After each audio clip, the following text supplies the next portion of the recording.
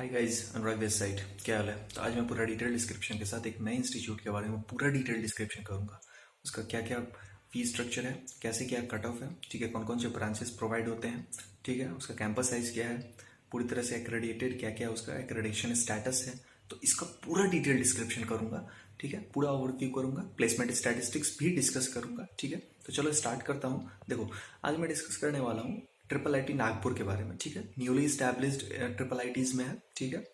2016 में स्टैब्लिश्ड हुआ था, Indian institute of information technology, ठीक है, नागपुर में सिचुएटेड है। तो triple IT Nagpur one of the most premiere institutes है, ठीक है, इंडिया का। तुमको पता होगा ट्रिपल आईटीज का क्वालिटी बहुत ही अच्छा होता है, क्वालिटी ऑफ एजुकेशन बहुत सॉलिड होता है, ठीक है। तो ये one of the most premiere institutes of technical institutes, engineering institutes in India है, ठीक है। और ये मिनिस्ट्री ऑफ एजुकेशन के अंडर कंट्रोल में है, डायरेक्टली अंडर कंट्रोल में है, ठीक है। और ये पीपीपी मॉडल से, तुम लोग को आइडिया होगा जो पीपीपी मॉडल क्या होता है, public private partnership. Public private partnership मतलब 50% गवर्नमेंट ऑफ इंडिया, 35% वो पर्टिकुलर स्टेट गवर्नमेंट, जिस पर्टिकुलर स्टेट में वो ट्रिपल आईटी सिचुएटेड है, ठीक है। और 15% प्राइवेट प्लेयर इसमें फंड कर देते हैं, ठीक है। तो ये इसका बाइफर्केशन ऑफ फंडिंग है, मतलब 50% सेंट्रल गवर्नमेंट देगा, ठीक है, फंडिंग, और 35% स्टेट गवर्नमेंट, जिस पर्टिकुलर स्टेट में वो सिचुएटेड है ट्रिपल आईटी, 15% प्राइवेट प्लेयर देगा, ठीक है। प्राइवेट जो कॉर्पोरेशन होगा वो 15% कॉन्ट्रीब्यूट करेगा फंडिंग में, ओवरऑल उसके ग्रोथ में, ठीक है। तो ये इसका पूरा ओवरऑल स्ट्रक्चर है, 50%, 35% और 15% पब्लिक प्राइवेट पार्टनरशिप, इसी को बोलते हैं। इसका आइडिया तुम लोग को होना चाहिए, ठीक है। पब्लिक प्राइवेट पार्टनरशिप पे ही स्टैब्लिश्ड हुए हैं जितने भी ट्रिपल आईटीज हैं, नए नए जो आए हैं, वो सब पब्लिक प्राइवेट पार्टनरशिप पे स्टैब्लिश्ड हुए हैं। तो ट्रिपल आईटी नागपुर एक one of the top institute of national importance, ठीक है, तुम लोग को आइडिया होगा इसके बारे में, one of the top institute है, ठीक है। अब देखो, ये 2016 में स्टैब्लिश्ड हुआ है, ठीक है। और इसका अभी तक परमानेंट कैंपस अभी इसका नहीं है, लेकिन 100 एकर्स का इसका अपना प्रपोज्ड कैंपस पूरी तरह से डेवलप होने वाला है, ठीक है। 100 एकर्स में lush green sprawling campus size इसका होने वाला है, 100 एकर्स का, ठीक है। तो ये इसका पूरा एक अच्छा ब्यूटीफुल कैंपस साइज होने वाला है, बहुत ही इंथ्रॉलिंग, बहुत ही बहुत ही तुम लोग को अच्छा भी लगेगा, ठीक है। तो वो काफी तुमको एक्साइट भी करेगा, जो तुम देखोगे उसका जो मतलब प्रपोज्ड कैंपस साइज है वो बहुत ही ब्यूटीफुल है, लश ग्रीन है पूरी तरह से, 100 एकर्स का, ठीक है। तो ये इसका कैंपस साइज आने वाला है, ठीक है। अब देखो, ये यूजीसी से अप्रूव्ड है, तुम लोग को पता है, ये तो इंस्टीट्यूट ऑफ नेशनल इंपॉर्टेंस है, ministry of education, government of India के डायरेक्टली अंडर कंट्रोल में है, तो इसमें पूरी तरह से एक्रेडिटेड है, ठीक है।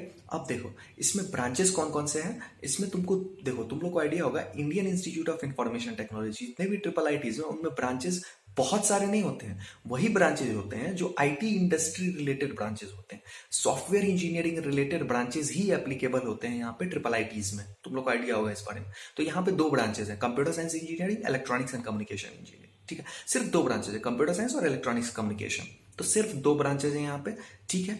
अब देखो, इसमें मैं इसका सीट्स भी बताऊंगा, कितना इनटेक कैपेसिटी है, ठीक है। तो कंप्यूटर साइंस में इसका है 210 सीट, ठीक है। कंप्यूटर साइंस में पूरा टोटल सीट्स हैं इसके 210, 210 सीट्स। और इलेक्ट्रॉनिक्स एंड कम्युनिकेशन में इसका है 140 सीट्स, 140 सीट इलेक्ट्रॉनिक्स कम्युनिकेशन में, कंप्यूटर साइंस में 210 सीट, 210 सीट्स, और इलेक्ट्रॉनिक्स कम्युनिकेशन में 140 सीट। तो ये इसका पूरा टोटल सीट्स है, ठीक है। ये याद रखना है तुमको, जो इसमें सीट्स कैपेसिटी क्या है, ठीक है। और हमेशा याद रखना है, इसमें ऑल इंडिया के थ्रू ही तुम लोग को पता है जेडबल मेन के थ्रू यहाँ पे एडमिशन होता है, जेडबल मेन का जो रैंक आता है ऑल इंडिया रैंक, उसी के थ्रू यहाँ पे एडमिशन होता है, ठीक है। तो जेडबल मेन इसका मोड ऑफ एडमिशन है, जेडबल मेन के थ्रू यहाँ पे एडमिशन होता है। तो ये इसका पूरा ओवरऑल ये हो गया, ठीक है। सीसैप जोसा कंडक्ट करता है, जोसा जो काउंसलिंग करता है वो अभी भी करने वाला है, ठीक है, अभी करेगा, एग्जाम्स खत्म हो जाएंगे उसके बाद वो भी कंडक्ट होगा, ठीक है। अब देखो, इसका मैं आगे फीस स्ट्रक्चर ही बताता हूँ। फीस स्ट्रक्चर जो है इसका है वो काफ़ी रीजनेबल ही है, ठीक है। वो मतलब ज़्यादा मतलब उतना भी हाई एक्सपेंसिव साइड पे नहीं है, तुमको फीस स्ट्रक्चर बहुत ही रीजनेबल है, 1,15,000 पर ईयर है, ठीक है। 1,15,000 अप्रॉक्सीमेट, 1,15,000 पर ईयर है इसका फीस स्ट्रक्चर, ठीक है। तो इसको 4 से मल्टीप्लाई कर लो, ठीक है। 1,15,000 पर ईयर है अप्रॉक्सीमेट फीस स्ट्रक्चर, 4 से मल्टीप्लाई कर लो।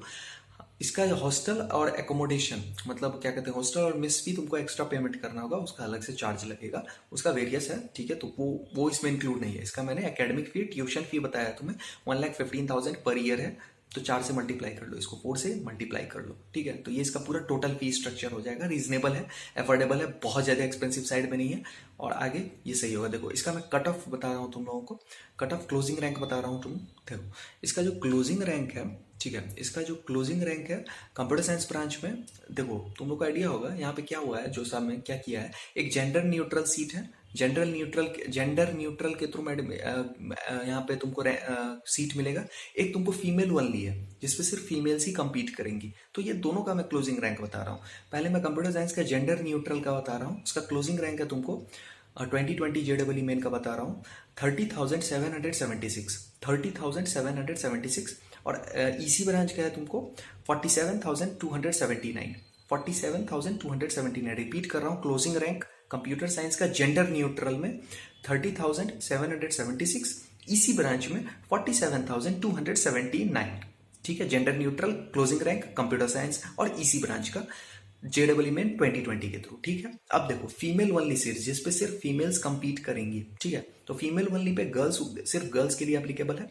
तो इसमें गर्ल्स के लिए क्लोजिंग रैंक है कंप्यूटर साइंस का तुमको 35,392, ठीक है, और ईसी का है 47,975, ठीक है। गर्ल्स के लिए है सिर्फ girls only seats, only girls seats, ठीक है। सीएस का है 35,392, ईसी का है 47,975। तो ये इसका पूरा क्लोजिंग रैंक मैंने डिस्कस कर लिया है, ठीक है। अब देखो इसका जो मेंटर इंस्टीट्यूट है वो एनआईटी नागपुर है। तुम लोगों को पता होगा नागपुर में तुमको एक एनआईटी भी है, ठीक है।